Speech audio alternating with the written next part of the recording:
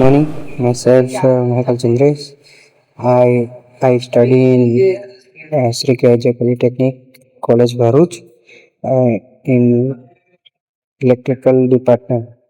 Uh, different chapter 2 ના difference between squirrel cage rotor and slip ring rotor વિશે આજે આપણે તફાવત જોઈશું. પેલું ફિગર સ્ક્વિરલ કેજ રોટરની ફિગર અને સ્લીપ રિંગ રોટરની ફિગર અહીંયા જોઈ શકીએ છીએ. પોઈન્ટ નંબર 2, સ્ક્વિરલ કેજના કન્સ્ટ્રક્શન સિમ્પલ હોય છે, જ્યારે સ્લીપ રિંગ રોટરના કન્સ્ટ્રક્શન કોમ્પ્લેક્સ એટલે કે જટિલ હોય છે. પોઈન્ટ નંબર 3,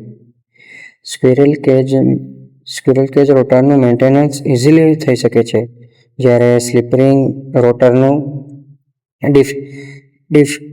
ડિફિકલ્ટ હોય છે. Point number 4, cost. Slip ring cage રોટરનું કોસ્ટ ઇકોનોમિકલ એટલે કે સસ્તું હોય છે, જ્યારે સ્લીપ રિંગ રોટરનું કોસ્ટલી હોય છે એટલે કે વધારે ખર્ચાળ હોય છે. પોઈન્ટ નંબર 5, સ્ક્વિરલ કેજ એમાં એન્ડ રિંગ હોય છે, જ્યારે સ્લીપ રિંગ રોટરમાં હોતી નથી. પોઈન્ટ નંબર 6, સ્ક્વિરલ કેજના રોટરમાં સ્લીપ રિંગ હોતી નથી, જ્યારે સ્લીપ રિંગ રોટરમાં સ્લીપ રિંગ હોય છે. પોઈન્ટ નંબર 7, સ્ક્વિરલ કેજમાં એક્સ્ટ્રા રેઝિસ્ટન્સ એડ કરવામાં આવતો નથી, કારણ કે તેના બંને છેડે એન્ડ રિંગ પર બંનેને શોર્ટ કરવામાં આવે છે, તેથી તેમાં એક્સ્ટ્રા રેઝિસ્ટન્સ એડ કરી શકાતો નથી. જ્યારે સ્લીપ રિંગ રોટર્સમાં રેઝિસ્ટન્સ એડ કરી શકાય છે, જે રિંગ ઉપર રેઝિસ્ટન્સ એડ કરી શકીએ છીએ.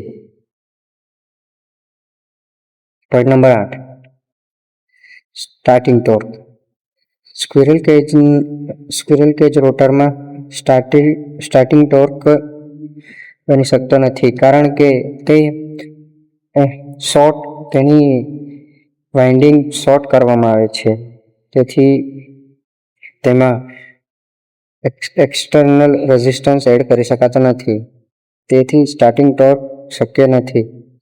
જ્યારે સ્લીપ રિંગ રોટર્સમાં સ્ટાર્ટિંગ ટોર્ક આપણે ડેવલપ કરી શકીએ છીએ. તેમાં એક્સટર્નલ રેઝિસ્ટન્સથી સ્ટાર્ટિંગ ટોર્કમાં કંટ્રોલ કરી શકીએ છીએ, એમાં ટોર્કમાં વધારો કરી શકીએ છીએ. Point number 9, efficiency. Squirrel cage રોટરનું એફિશિયન્સી વધારે હોય છે, જ્યારે સ્લીપ રિંગ રોટર્સની એફિશિયન્સી સ્ક્વિરલ કેજ કરતાં ઓછી હોય છે. પોઈન્ટ નંબર 10, લોસીસ.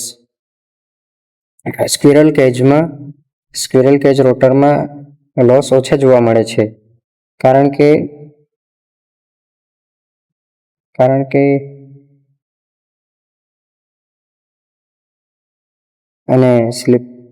સ્લીપ રિંગ રોટરમાં વધારે લોસીસ જોવા મળે છે. તેનું કન્સ્ટ્રક્શન સ્ક્વિરલ કેજના રોટરમાં કંડક્ટર્સ હોય છે, જ્યારે સ્લીપ રિંગ રોટરમાં વાઇન્ડિંગ જોવા મળે છે. Thank you.